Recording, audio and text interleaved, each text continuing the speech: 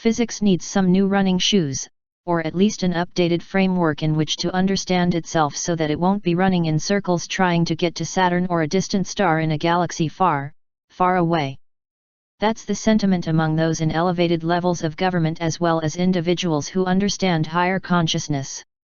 Why? There are places all over the universe we can travel to in an instant, using energetic portals in space, and the use of our consciousness.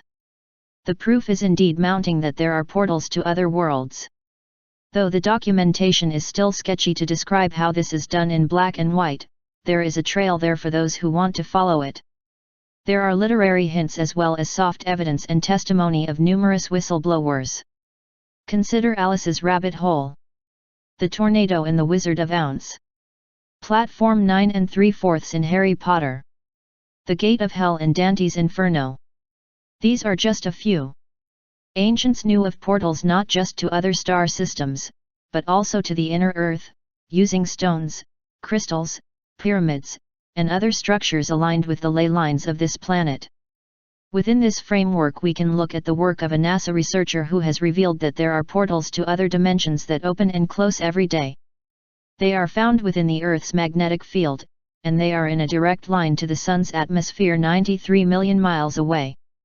Though NASA hasn't labeled them as portals, and instead calls them boom tubes, electron diffusion regions or X-points, the process of magnetic resonance allows them to exist.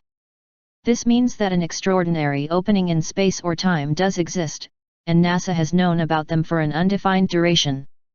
These shortcuts are talked about in science fiction, and often dismissed by real scientists. Jack Scudder, a NASA plasma physicist from the University of Iowa, refers to X-points as places where the magnetic field of Earth connects to the magnetic field of the Sun. These portals can be elusive, however, so if one were to imagine utilizing them for space travel, they would have to be an expert in space geography and mathematics to time them correctly. Or, one could simply speak to the whistleblowers in the US government.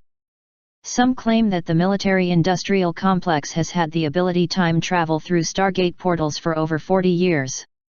Andrew D. Bejago is a former participant in DARPA Project Pegasus, 1968-72, who claims that the military developed Tesla-based quantum teleportation and time travel in the time-space hologram, initiating the U.S. program of time-space chrononauts.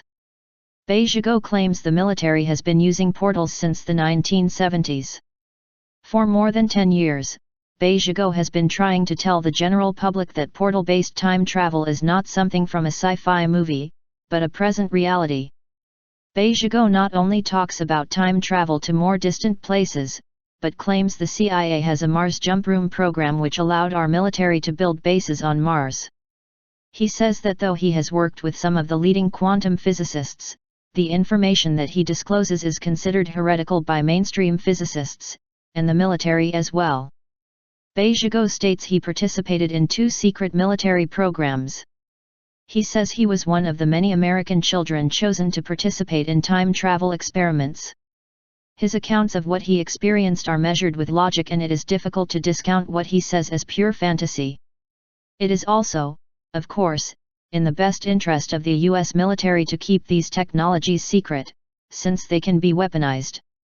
This is no secret, since Rumsfeld has admitted that one of the boons of research done within Project Pegasus is the ability to use teleportation to deliver troops to the appropriate place on the battlefield.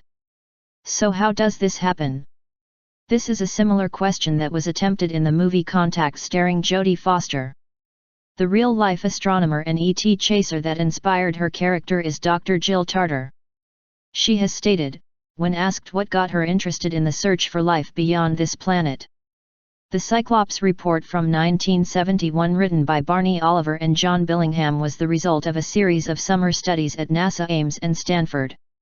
In reading that workshop report, I was impressed by the notion that after millennia of asking priests and philosophers what to believe about life beyond Earth, the middle of the 20th century presented us with some tools that permitted scientists and engineers to do experiments to try to find the answer.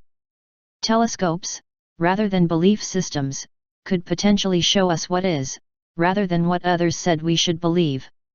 I realized that I was in the right place, at the right time, with the right skills, undergrad degree in engineering physics and Ph.D. in astronomy, to join this exploration.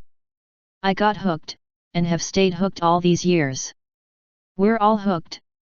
That's because if alien life exists, then surely there are forms of life that are way more advanced, both consciously and technologically, than we are, and these forms of life most assuredly can travel in the blink of an eye without necessarily having to overcome gravity, the limitations of rocket fuel, or even the scarcity of physical materials which could not easily withstand the heat of the sun or the extreme cold of deep space. If our minds could simply create the energy we need to travel more than 9 billion light-years before we're 9 billion years old, then space travel would become commonplace. Perhaps even our highly developed intuition would understand that strange math that allows thought to travel as a wave and to form more cogently in material form on the other side of Pluto.